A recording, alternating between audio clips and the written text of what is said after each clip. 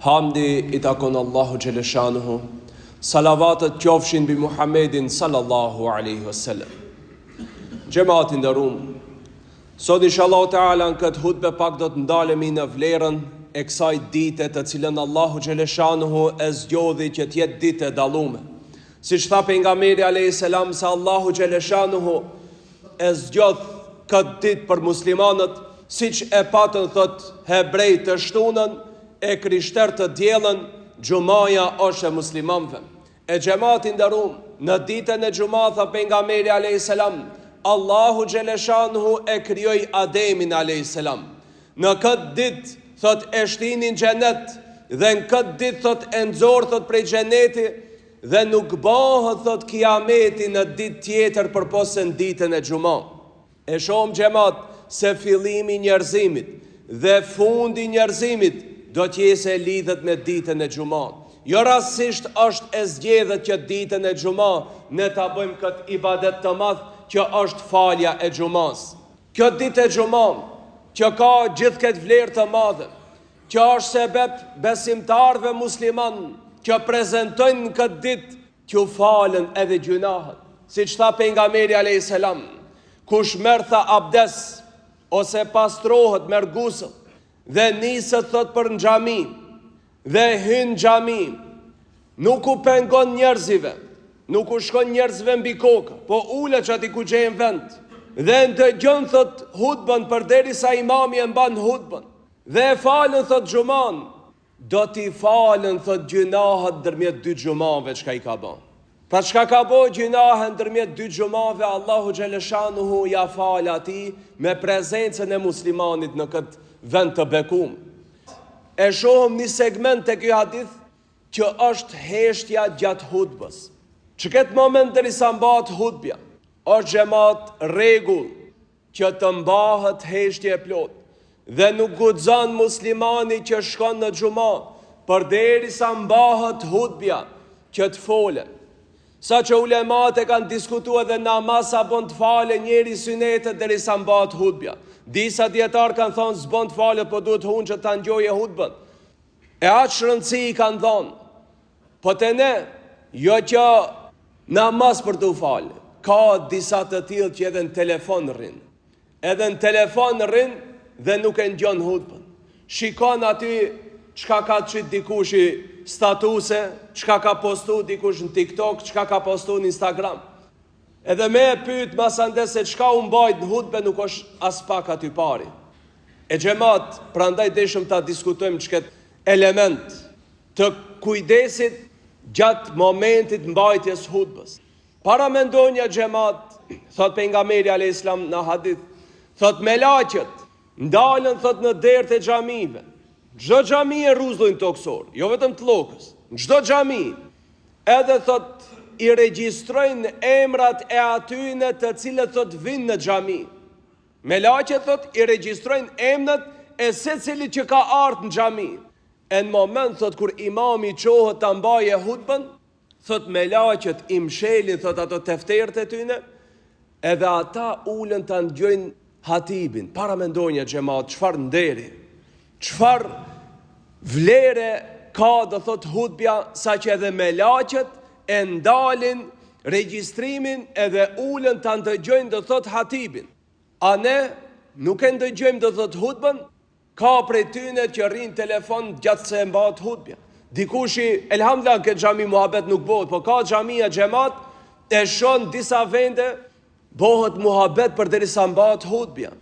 A në moment që ti bën muhabet gjatë mbajtjes hutbës i ke humb sevapet. Dhe thot në tjetër hadith pejgamberi alayhis salam, nëse thot gjatë momentit kur mbahet hutbja, thot shoqi jot çka e kje nga aty ulët, folën, ai po se po që i ka hub, po ti thot nëse i thot atij hesht, edhe ti thot ke bo thot gabim. Edhe ti thot ke bo legaute përmendet. E ulemat kur e kanë sqaruar këtë legaute, Imam Neveviu dhe Ibn Hajar al-Asqalani thonë se i ke humb shpërblimin e xumas. E ke humb sevapin e xumas. Para mendoje pse i ke thonë tjetrit, hesht, bolma. E ke humb sevapin e xumas. Po ai që bën muhabet, po ata që s'ndalen të bën muhabet, po ata që si kanë mend gjatë mbajtjes hutbes dhe rrin telefon. Ku i ka ai shpërblimin? Ku i shkon xhumaja ati? Sa ka shpërblim ai? Pejgamberi alayhis salam tjetër hadith xhamat. Tha ai i cili gjatë momentit mbajtjes hutbes, thot luan thot me guralecët në tokë. Se në kohën e pejgamberit alayhis salam e keni parasysh xhamia s'ka qenë shtrume me tepik. Xhamia ka qenë thjesht, xhamia ka qenë ndheje. Normal e kanë rrafshu, e kanë pastru, edhe në tokë u kanë falë. Do thot s'ka pas tepik, s'ka pas doni shtroje. Janë falë do thot në tokë. E normal tash kur falësh në tokë doni gur i vogël, hasat aty, gjendat aty, dhe dikush i ka marrë, i ka lviz ato gurët, ka lviz do thote diçka ka lujt me ato gurales të vëlgji aty në tokë. E pejgamberi alayhis salam tha, kush luan tha me guralecët, përderisa mbahet hutbja, thot i ka humb thot shpërblimin. Edhe ai thot ka bo keq, pra e ka humb shpërblimin. E xhamat, nëse e lutmja me gurë të vëlgjin kot pejgamberit alayhis salam, pas ka qenë e ndaluar nga pejgamberi alayhis salam, e ka qortu pejgamberi alayhis salam ata që e humbin mendjen duke lut me gurët, para mendonja si do t'ju thonë të sot pejgamberi alayhis salam atyne të cilët rrin telefon gjatë hutbës. Dhe të folish gjatë hutbës, dietarët pra mbas të dispozitës kanë thonë është haram ose mekruh tahrimen. Pra ndaluar që të folët gjatë momentit të hutbës xhamat, sepse derisa je në hutbë, momenti që ke moment derisa mbahet hutbja, konsiderohet si me qenë namaz. A lejohet të u falë të hinsh shikojsh statuse? A lejohet të u falë të hinsh të shofsh çka u ka postu në Facebook, çka u ka postu në Instagram, të u falë? Duke qenë rukun, sejdë, të hinsh të çullësh telefonin, a lejohet? Jo. E po që ki momenti, përderisa mbahet hutbja, konsiderohet xhamat si me qenë namaz. Edhe pse nuk jemi të lidhët, e pse nuk jemi në kam të po ruku e sejdë. Ama dispozitën dhe rregulli brenda çëtij momentit, derisa ne jemi të mbajt hutbën, e ka vlerën sikur të namaz. Dhe konsiderohesh si me qenë namaz. Prandaj nuk lejohet që as të folish, as të rish telefon, as ta përshëndetish dikonin me selam aleikum, e as edhe dhikr me zan nuk bëhet, po duhet të jesh i koncentruar. Ama mos më begeniset hoxha. Xhamat nuk ka lidhje atë begeniset dersi, as begeniset dersi. Nuk është poenta aty. Poenta është se kjo është ibadet. Nuk ka lidhje ti kush o hoç, kush e mban hutbën, kush e fal namazin. Ti kur lidhesh namaz, nuk merr t'ja shikojsh biografin hoxhës, ka kon, kur ka kon i ri, çka ka bo këtu, çka ka bo atje. Ti lidhesh me imamin, ju lidha imamit, jo ju lidha Shabanit. Ti nuk i lidhesh Shabanit, ti lidhesh imamit. Pra këtë duhet ta kuptojnë xhamat. Edhe hutbën kur e mban hatibi, jo Shabani. Do thotë ti shikom si hatib, jo si Shaban. Kjo duhet na largohet, nuk falem te kjo xhami se du hoxhën. Pse ani çfarë do bësh ti me hoxhën? Se du hoxhën. Çka ke ti me ta du hoxhën se du hoxhën? Imami del lidhu u kry ti namazin te Zoti e ki e kabull. Çka bën ai? Është puna e atij. Ai do t'jape për veti llogari për te Zoti. Ti namazin, nëse e kje e mirë, Allah ta bon kabull. S'ka lidhje xhamat kujt i lidhesh. Përderisa ai është musliman. Kur mos jese më musliman, atëherë si lidhesh. Ama përderisa është musliman, ka bo dëni gjuna, si cili ka bo gjuna. As njani mos shtiret e vlia o xhamat.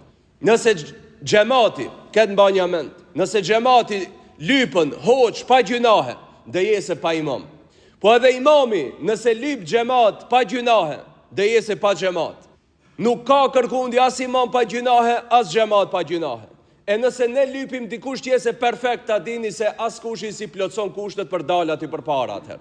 Nëse do lypim hoq pa as një gjuna, as njani së ndel qëti për para.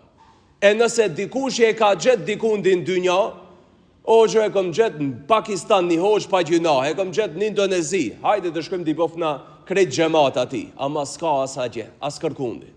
E gjemat, nëse lypim hoq pa gjunahe, dhe jesim pa hoq.